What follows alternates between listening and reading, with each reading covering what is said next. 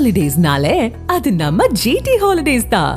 GT Holidays, South India's #1 travel brand. You know you are special when you're with GT Holidays. தமிழகத்தில் சட்ட ஒழுங்கு சரியில்லை, கொலைகள் நடக்கின்றன என்று எடப்பாடி பழனிசாமியும் சீமான் அவர்களும் அண்ணாமலை அவர்களும் விஜய் அவர்களும் தங்களுடைய ஒரு மெமோரண்டம் மகஜரில் கொடுத்திருப்பதால் அந்த மகஜரை தமிழ் வெற்றி கழக தலைவர் விஜய் எழுப்பிய மனுவினுடைய நகலை மத்திய உள்துறை அமைச்சகத்திற்கும் RN ரவி அவர்கள் ஃபார்வர்ட் செய்திருப்பதாகத்தான் நான் கேள்விப்படுகிறேன். இதிலிருந்து ஒன்று தெரிந்து கொள்ளலாம், விஜய் அரசியலில் தீவிரமாக இறங்கப் போகிறார் என்றும் அதற்கு ஆளுநரை வைத்துத்தான் அவர் அரசியல் செய்ய வேண்டும், அரசியல் இல்லை. இருப்பினும் மாணவர்கள் மூலமாக மாணவர்கள் கொந்தளிப்பை விஜய் நன்றாக புரிந்து கொண்டிருக்கிறார், எடப்பாடி பழனிசாமி அவர்கள் புரிந்து கொண்டிருக்கிறார்கள், அண்ணாமலை அவர்கள் புரிந்து கொண்டிருக்கிறார்கள் என்பதைத்தான் இது நிரூபிக்கிறது. அதிமுக பாஜக அணி வந்தே தீரும்.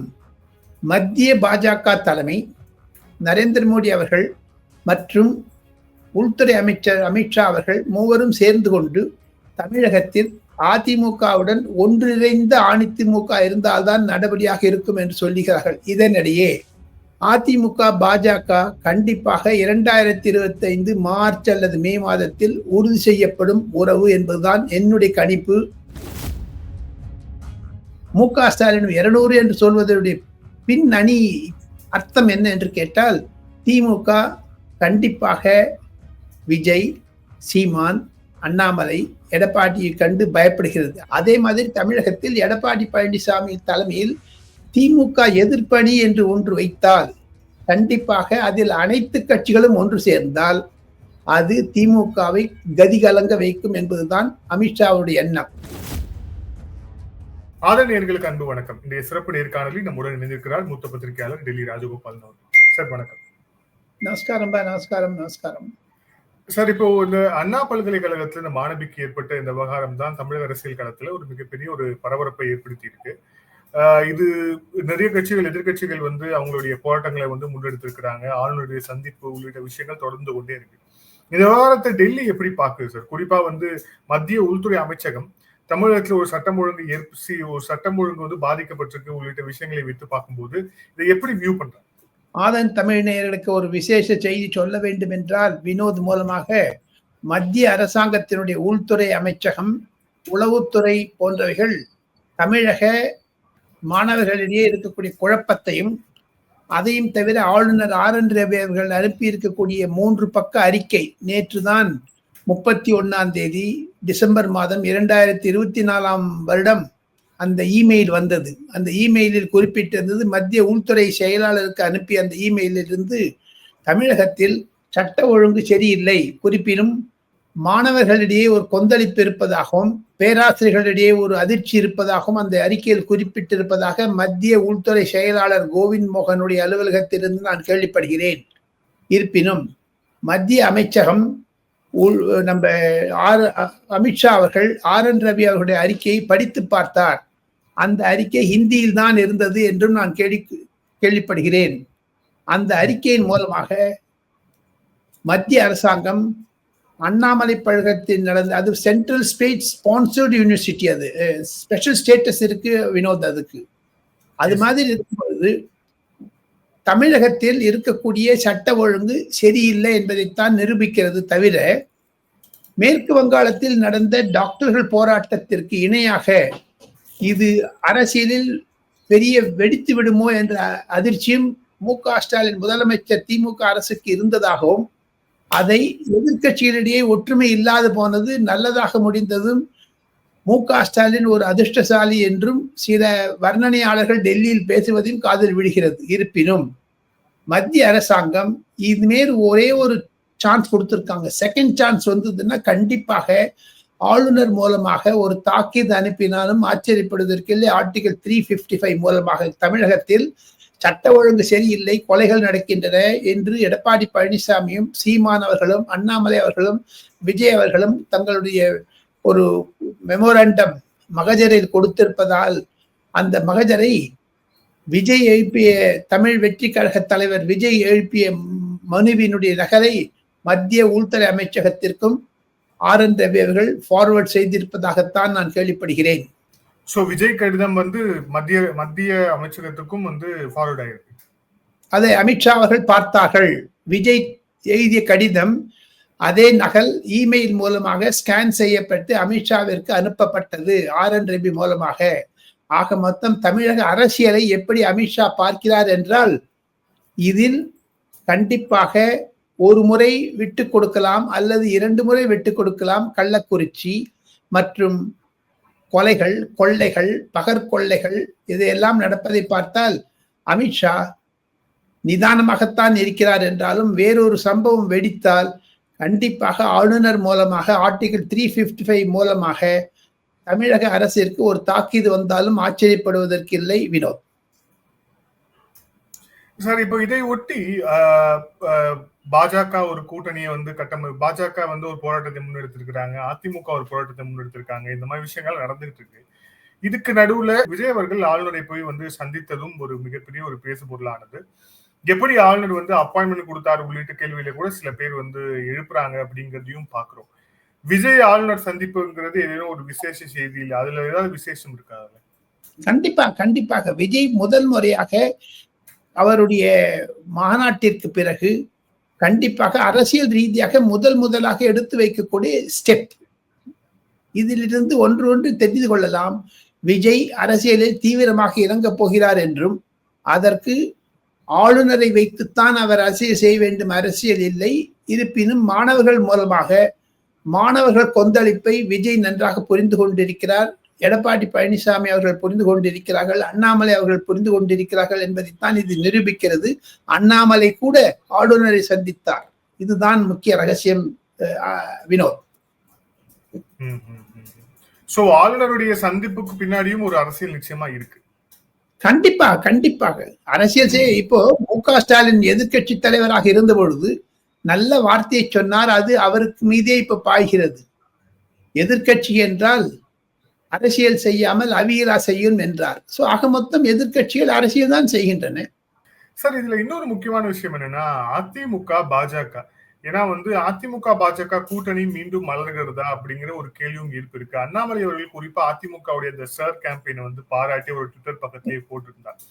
சோ அப்போ வந்து திமுக எதிர்ப்பு அப்படிங்கிற அந்த ஒரு புள்ளியில மீண்டும் அதிமுக அதுக்கப்புறம் பாஜக ஒரே கூட்டணி பயணத்துக்கான வாய்ப்பு வந்து ஏற்பட்டிருக்கிறதா? அதுக்கான பின்னணியில அதுக்கான எதுவும் பேச்சுவார்த்தைகள் போயிட்டு இருக்கா சார் டெல்லியில?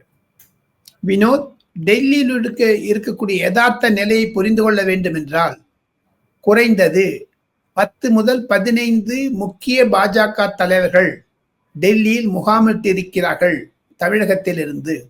ஒன்று. இரண்டாவது, அவர்களை எல்லாம் சென்னைக்கு அனுப்பிவிட்டார். 4ஆம் தேதி காலை BL Santhosh, organising secretary of BJP, வர இருக்கிறார்.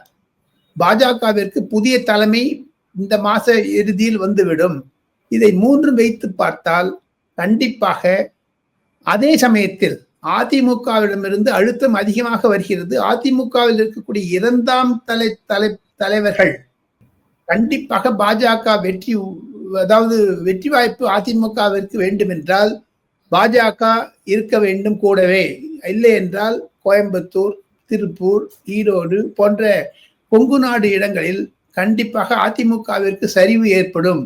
10 லோக்சபா எலெக்ஷனில் டெபாசிட் போனதும் தென் சென்னை, வட சென்னையில், மத்திய சென்னையில் திமுக மிக மிக அதிக வாக்கு வாங்கி அதிமுகவை சரிவடித்ததும் பாஜக உறவு இல்லாமல் போனதுதான். இதே சமயத்தில் சிறுபான்மையர் வாக்குகள் அதிமுகவிற்கு வரவில்லை என்பதைத்தான் அதிமுகவுடைய 2ஆம் தலைவர்கள் எடப்பாடி பழனிசாமிக்கு எடுத்துரைத்ததாக பியூஷ் கோயலுக்கு ஒரு அதிமுக தலைவர் தெரிவித்திருக்கிறார் சென்ற வாரம். இதையெல்லாம் வைத்து பார்த்தால் என் மனதில் வரக்கூடிய அரசியல் நடைபாதைகள் என்ன என்று கேட்டால் 3. 1, அதிமுக பாஜக அணி வந்தே தீரும். 2வது, BL சந்தோஷனுடைய சென்னை விஜயம் மிக திருப்பு முனையாக இருக்கும். 3வதாக ஒரே ஒரு செய்தி, மத்திய பாஜக தலைமை நரேந்திர மோடி அவர்கள் மற்றும் உள்துறை அமைச்சர் அமித்ஷா அவர்கள் மூவரும் சேர்ந்து கொண்டு தமிழகத்தில் அதிமுகவுடன் ஒன்றிணைந்த அதிமுக இருந்தால்தான் நடவடிக்கையாக இருக்கும் என்று சொல்லுகிறார்கள். இதனிடையே சென்ற வாரம் டிடிவி தினகரன் டெல்லி வந்திருந்தார். அமித்ஷாவையும் நிர்மலா சீதாராமனையும் மற்ற பாஜக தலைவர்களை சந்தித்தார். அதிலிருந்து ஒன்று தெரிகிறது. டிடிவி தினகரன் கூட சொல்லுகிறார், அவருக்கு அதிமுக எடப்பாடி பழனிசாமியுடன் அலைன்ஸ் வைப்பதில் ஒரு விதமான சங்கடம் இல்லை என்று. ஸோ இது எல்லாம் புள்ளிகளை எல்லாம் ஒன்றிணைத்து ஒரு கோடு வரைந்தால் அதிமுக பாஜக கண்டிப்பாக 2025 மார்ச் அல்லது மே மாதத்தில் உறுதி செய்யப்படும் உறவு என்பதுதான் என்னுடைய கணிப்பு. வினோத் சார், இருந்தாலும் அதுல இருக்க சின்ன சின்ன கேள்விகள் இருக்கு, அதை நான் கேட்கிறேன். குறிப்பா தமிழக பாஜக தலைவர் அண்ணாமலை அவர்கள் எடப்பாடி அவர்களை கடுமையா விமர்சித்ததும், அதிமுக தலைவர்கள் ஜெயக்குமார் உள்ளிட்டவர்கள் பாஜக எதிராக கடுமையா பேசியதும் உள்ளிட்ட விஷயங்கள் எல்லாமே இருக்கு. அப்படிங்கிற போது இந்த கூட்டணி பேச்சுவார்த்தை, இந்த கூட்டணி அப்படிங்கிறது எப்படி சாத்தியமாக வாய்ப்பு இருக்கு? சில கசப்புகள் இருக்கத்தான் இருக்கின்றன. அந்த கசப்பு இனிப்பாக கூடிய மார்ச் மாதத்தில் ஆகிவிடும். இப்ப இந்த கூட்டணி இணைப்பு அப்படிங்கிறதுக்கு முழு முதல் காரணம் திமுக எதிர்ப்பு அப்படிங்கிற அந்த ஒரு விஷயம் தானா, இல்ல அதை தாண்டி வேற எதுவும் கூட்டணி கணக்குகள் இருக்கா? 2026 சட்டமன்ற தேர்தலுக்கான கணக்குகள் இருக்காது? கண்டிப்பாக தமிழகத்தில் வாக்காளர்கள், குறிப்பாக பெண் வாக்காளர்கள், மது போதை மற்றும் போதைப் பொருட்கள் மீதமாக திமுக அரசாங்கத்திற்கு எதிராக செயல்படுகிறார் என்பதுதான் யதார்த்தம். அது விஜயினுடைய அரசியல் நுழைவு மூலமாக பலருக்கு புரிந்து விட்டது. அண்ணாமலையோ அல்லது எடப்பாடி பழனிசாமி அவர்களோ சென்ற போராட்டங்கள் எல்லாம் விஜய் வந்த பிறகு ஒளி மயமாக ஆகிவிட்டது, அதாவது பிரகாசமாகிவிட்டது, வெளிச்சத்திற்கு வந்துவிட்டது. திராவிட முன்னேற்ற கழகம் பயப்பட ஆரம்பித்து விட்டது என்பதைத்தான் மத்திய பாஜக, மத்திய காங்கிரஸ், மத்திய சிபிஎம் போன்ற கட்சிகள் எல்லாம் வர்ணனை செய்கிறது. இந்த மூன்று கட்சி தலைவர்களையும் நான் அடிக்கடி சந்திப்பதனால் ஒரு விஷயம் தெளிவாக புரிகிறது. தமிழகத்தில் வாக்காளர்களிடையே ஒரு அதிருப்தி இருப்பதை காண்பிக்கிறது, பிரதிபலிக்கிறது. ஏன் மீண்டும் மீண்டும் மீண்டும் மீண்டும் மீண்டும் மீண்டும் முதலமைச்சர் மு.க. ஸ்டாலின் 200 என்று அதை 200 ஒப்படைக்கிறார்? ஏன்? எப்படி நரேந்திர மோடி அப்கி பார் 400 கி பார் என்று சொன்னது மாதிரி மு.க. ஸ்டாலின் 200 என்று சொல்வதனுடைய பின் அணி அர்த்தம் என்ன என்று கேட்டால், திமுக கண்டிப்பாக விஜய், சீமான், அண்ணாமலை, எடப்பாடியை கண்டு பயப்படுகிறது. அதையும் தவிர சமீபத்தில் நடந்த பாமக பாட்டாளி மக்கள் கட்சி இருந்த குழப்பத்தையும் அவர்கள் வரவேற்றாலும், அது அவர்களுக்கு இனிப்பாக இருந்தாலும், இந்த மூவர் நான் சொன்னேன், சீமான், எடப்பாடி பழனிசாமி, அண்ணாமலை போன்ற கசப்பு அதிகமாகிவிட்டது. ஒன்றுதான் நிச்சயம், பொதுமக்களிடையே இருக்கக்கூடிய எதிர்ப்பை ஆளுநர் நன்றாக நாடி பிடித்து பார்த்து விட்டார். அமித்ஷா அதை புரிந்து கொண்டு விட்டார் என்பதுதான் அரசியல் யதார்த்தம். வினோத், இதை உன்னிப்பாக புரிந்து கொண்டால் திமுக தலைமைக்கும் சரி, திமுக ஊழியர்களுக்கும் சரி, அமித்ஷா ஒரு காயை நகர்த்தினால் அது தமிழகத்தில் அதிரும். இதன் பின்னணியில தான் அண்ணாமலை அவர்களுடைய அந்த பதிவு அப்படின்னு நம்ம புரிஞ்சுக்கலாமா? அண்ணாமலைக்கும் அமித்ஷாவிற்கும், அண்ணாமலைக்கும் பிரதமர் செயலகத்திற்கும் நல்ல ஒரு இணைப்பு இருப்பது புரிகிறது. இருப்பினும் கடந்த காலமாக சீமானுடைய பாஜக நெருக்கம், அண்ணா திமுகவுடைய இரண்டாவது செகண்ட் லைன் லீடர்ஷிப் இருக்கக்கூடியவர்களுடைய இணக்கம், இதையெல்லாம் வைத்து பார்த்தால், திமுகவில் இருக்கக்கூடிய கலக்கம், இதை வைத்து பார்த்தால் கண்டிப்பாக எதிர்கட்சிகள் ஒன்றாக, எப்படி ஆல் இந்தியா லெவல்ல 2024 ஜூன் மாதத்தில் இந்தியா என்ற அலையன்ஸை வைத்தார்களோ, அதே மாதிரி தமிழகத்தில் எடப்பாடி பழனிசாமி தலைமையில் திமுக எதிர்ப்பணி என்று ஒன்று வைத்தால், கண்டிப்பாக அதில் அனைத்து கட்சிகளும் ஒன்று சேர்ந்தால் அது திமுகவை கதிகலங்க வைக்கும் என்பதுதான் அமித்ஷாவுடைய எண்ணம். ஆனால் அதை துண்டு துண்டாக போட்டு பார்த்து முதல் கட்டமாக அதிமுகவை இணைப்பதில் அமித்ஷா இணைப்பு இருக்கிறார். அதனுடைய நோக்கம்தான் BL சந்தோஷ் சென்னை விஜயம் ஜனவரி 4ஆம் தேதி வீர் சார்வர்களுடைய புத்தகத்தை வெளியிடுகிறார். அதை அண்ணாமலைத்தான் பெற்றுக்கொள்கிறார். ஆக மொத்தம் BL சந்தோஷுக்கும் அண்ணாமலைக்கும் இருக்கக்கூடிய தொடர்பு இருக்கிறதே. கர்நாடகா எலெக்ஷனில் இருந்து BL சந்தோஷ் மூலமாகத்தான் பாஜகவிற்கு வந்தார் அண்ணாமலை. ஆக குரு சிஷ்யன் அவர்களுடைய இணைப்பு இருக்கிறதே, எல் சந்தோஷ் மூலமாகத்தான் அது தீர்வு காண முடியும் என்று சில பாஜகவினர் தெரிவிக்கின்றனர். ஆனால் எல் சந்தோஷ் ரிப்போர்ட் கொடுத்த பிறகுதான் ஜே.பி. நட்டா, அமித்ஷா, மோடி அவர்கள் அமர்ந்து மார்ச் மாதத்தில் தமிழகத்திற்கு ஒரு நற்செய்தி கிடைக்கும்.